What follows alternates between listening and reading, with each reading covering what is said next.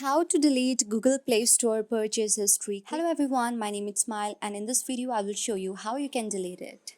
So the very first thing that you can do is go on the Google Play Store of your phone.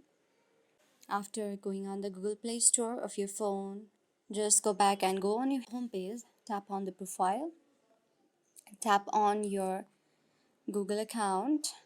After tapping on the Google account option, a new pop-up will be seen on your screen.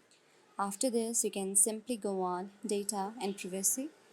After going on data and privacy, you can see there are many options right here. But among this, you can simply tap on purchase. After tapping on purchases, you can simply delete all the purchases from here by selecting each one or selecting all and deleting it all at once. So it depends on internet connection also, how much time it takes you. So do this and it will solve your problem right there. I hope you try it and see if it works or not.